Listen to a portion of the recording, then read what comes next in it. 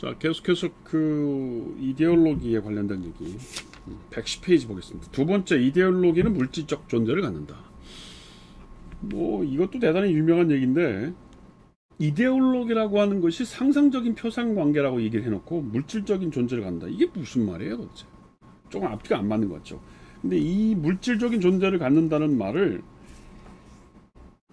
이 112페이지의 알투스의 설명을 보면 알아요. 뭐라고 얘기를 하냐면 이게 이데올로기는 실천의 문제라는 말을 해요.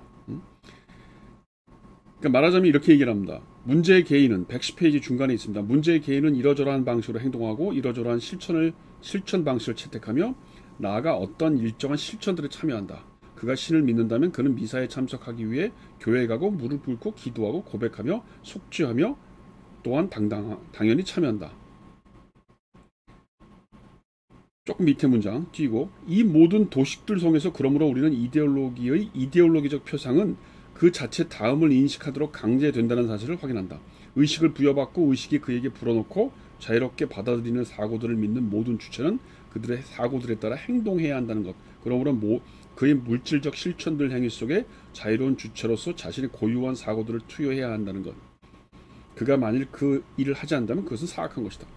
뭐 말이 길고 어렵지만 무슨 말이냐면 여태까지 우리는 이데올로기를 어떤 관념으로 생각했다는 거 아니에요.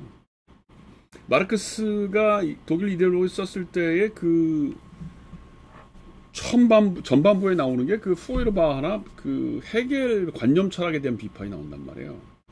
독일 이데올로기라고 하는 말이 그 말이죠. 포에르바하나 헤겔의 관념 철학을 비판한다. 그런 의미에서 독일 이데올로기라는 말을 쓴 거예요. 그러니까 그런데 이제 알투세가 여기서 마르크스를 재해석하면서 이데올로기의 어떤 기능이나 효율을 더 적극적으로 해석하는 게 뭐냐면 인간의 행동 방식과 실천이라는 겁니다.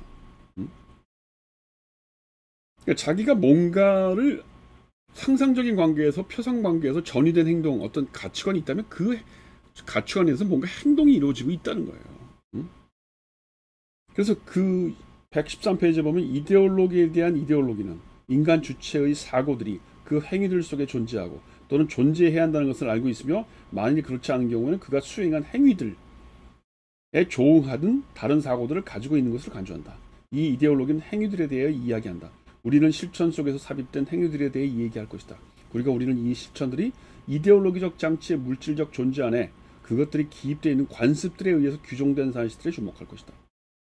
이게 중요해요. 그러니까 이데올로기라고 하는 게 무슨 주입되고 학습되고 뭐 이런 거가 아니라는 거예요. 마르크스한테는 적어도 그 독일 이데올로기 시절의 마르크스한테는 그런 면이 좀 있었죠. 뭔가 이렇게 사람들을 가르치고 지식 체계고 가치관 문제고 이렇게 생각했던 거예요. 근데 지금 알투세는 뭐라고 그럽니까?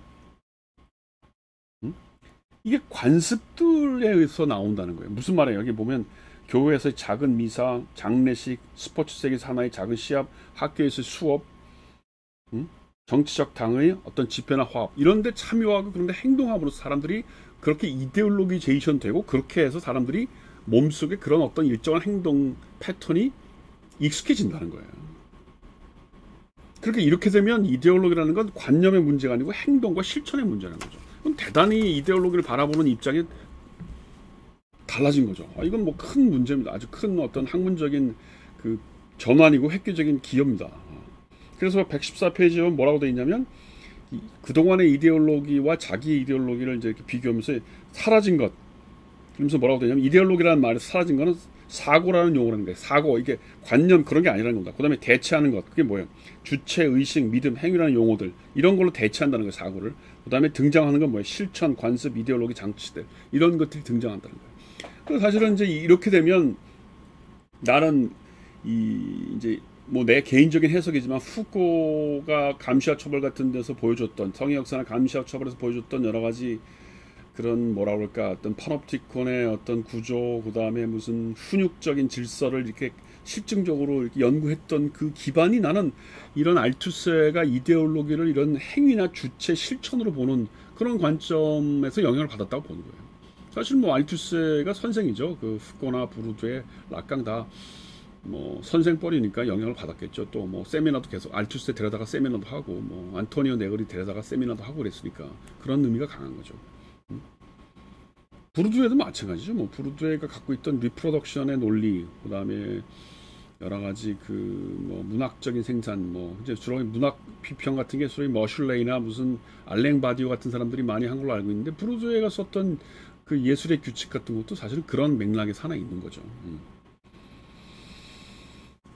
뭐 하여튼 그래서 여기 보면 뭐 물질적이라는 형용사는 상이한 형태들의 영향을 받는데 뭐 미사 가기 위한 이동, 무릎 꿇기 뭐 이런 거 회계, 고해성사, 시선 이런 행동들이 이데올로기적 물질적 기반이라는 거예요. 그게 감시와 처벌 3장에서 주로 얘기하는 미셸 푸코가 얘기하는 어떤 훈육적 질서 뭐 그런 거 아닐까요? 소위 자본주의적 인간형을 만들어내는 당대의 어떤 훈육적 이데올로기 장치 뭐 알투세와 푸코의 용어로 섞어서 얘기하면 훈육적 이데올로기 장치 그 다음에 어떤 몸을 관통하는 훈육적 뭐예요? 그 유순한 바디 그런 거 있잖아요. 그 길들여진 바디 이런 게 뭐예요? 여기 지금 얘기한 것처럼 어떤 일정한 행동을 계속 반복하고 요구함으로써 사람이 그런 그 이데올로기적인 가치를 그 몸으로 습득한다는 거지. 몸으로. 이게 중요한 거예요. 몸으로.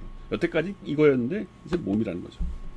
자, 그 다음에 115페이지 가장 마지막으로 이제 이데올로기는 개인들을 주체로서 호명한다 이런 말입니다. 이것도 아주 유명한 그거죠. 그 소위 이데올로기의 주체를 호명한다는 말. 뭐 여기 나는 이것도 뭐 여러 가지 뭐 굉장히 말이 어렵고 그런데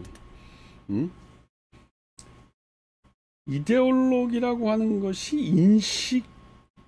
인지 메커니즘, 과학 이런 게 아니라는 거예요. 118페이지에 보면 이런 말이 있죠. 인지의 메커니즘에 대한 지식을 부여하지 않는다. 그래서 왜 주체의 범주가 이데올로기를 구성하는지를 표현하기 위해서 나는 특별한 설명 방식을 사용하고자 한다. 그것은 인지될 수 있을 만큼 충분히 구체적이며 반대로 그것은 사고될 수 있고 사고되어지는 지식을 이해할 수 있을 만큼 충분히 추상적이다. 그러면서 모든 이데올로기는 개인들을 구체적으로 주체로서 호명한다. 이런 말을 써요. 그러니까 비슷한 맥락이에요. 이데올로기의 관념 뭐 이런 게 아니고 행동이었다. 그렇다면 당연히 그 행동에 따르는 것이 뭐예요? 주체를 만들어낸다는 거죠. 뭐예요? 그러니까 소위 예를 들면 여기서 알투스가 얘기하는 게 뭐예요? 누가 이렇게 호명이라는 말을 쓰면서 뭐 몇 페이지입니까? 나는 여기 124페이지 정도인가?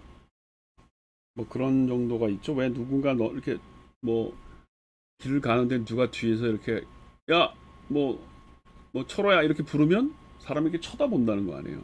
그게 일종의 이데올로기가 주체를 호명한다는 거죠. 자기가 모르고 있다가 이렇게 불려 나왔을 때, 소위 이제 앵테펠라시온 불려 나왔을 때에 내가 나라는 걸 안다는 거죠. 이제 사실 요 문제는 락강이 더 많이 잘 해놓은 거예요. 소위 이제 대타자에 의해서 불려져 나온다는 건데, 요거는 제가 나중에 락강 얘기를 할 때, 프로이드 락강 들레저 이렇게 얘기를 할 때 내가 다시 한번 얘기를 하겠습니다만, 요 부분들은 바로 알투세가 락강의 논리를 그대로 가져와서 쓰고 있는 거죠. 그래서 124, 125페이지라는 게 그런 무슨 여기 보면 거울 구조, 반영 구조, 뭐 그래서 여기 보면 그런 표현들이 나와요. 125페이지 보면 우리는 유일하고 절대적인 주체 이름으로 개인들을 주체로 호명하는 모든 이데올로기가 반사적인 것, 즉 거울 구조, 그것도 이중으로 반사적인 것임을 알게 된다. 이 반사의 이중성이 이데올로기를 구성하며 그 기능을 보장한다. 이것의 의미하는 바는 다음과 같다. 모든 이데올로기는 집중된 것이고 절대적 주체가 중심이라는 유일한 위치를 차지하고 있으며 주체가 자신의 이미지를 응시할 수 있는 주체 속에서 그들에게 문제가 되는 것은 바로 그들과 그라고 하는 것. 그리고 모든 일이 가정 안에서 일어나기 때문에 어쩌고저쩌고. 뭐 좀 말이 어려워요. 이걸 그대로 이해하면 뭐 백날 읽어봐야 이게 무슨 소리인지 몰라. 그러니까 사실은 좀 락강을 읽어야 되고, 근데 또 락강이나 프로이드를 읽다 보면 너무 어려워서 이 세월을 가는 거야. 그러니까 이제 이런 거에 이제 부딪히면 사람들이 이제 고민을 하는 거죠. 저도 그런 고민을 했고, 이걸 어디까지 내가 읽을 거냐. 더군다나 나는 인문학하는 사람이 아니고 사회과학하고 정치학을 하는 사람인데, 이건 사실 뭐 프로이드나 락강은 굉장히 인문학적인 인문학에서도 특수한 분야란 말이에요. 그걸 내가 어디까지 읽어낼 거냐. 타협을 해야죠. 맨날 그 안으로 가고 있으면 언제 그걸 하고 있어요. 그래서 나는 이제 이 주체를 불러낸다는 것이 결국은 이 사회과학에서 뭘 의미하느냐. 그런 이데올로기 효과가 작동되는 방식이 있다는 거예요. 그 이데올로기 효과를 작동하는 방식이 뭐예요? 아까도 얘기했지만 미디어라든가 학교에서의 교육이라든가 상품 광고라든가 영화적인 어떤 이미지라든가 이런 게 사람들을 일정한 형태로 자본주의가 요구하는 걸로 만들어낸다는 거예요. 주체 혼용이라는 게 인간을 만들어낸다는 거죠. 그래서 그런 부분들이 우리한테 어떤 식으로 응용될까 하는 부분은 너무 철학적이나 이론적으로만 매몰되어 있지 말고 다른 어떤 구체적인 학문 분야의 연결성을 봐야 된다는 거예요. 그래서 내가 버밍엄 학파 이런 거를 조금 보고 강조했던 이유가 그런 거고, 또 나중에 무슨 미디어 이론이나 텔레비전 분석, 예를 들어 피스크 같은 사람이 썼던 텔레비전 분석, 그다음 윌리엄스, 자주 얘기했던 윌리엄스가 썼던 광고의 기억, 이런 걸 자꾸 보면 아, 이게 무슨 말이구나 하는 걸 알 수 있게 되는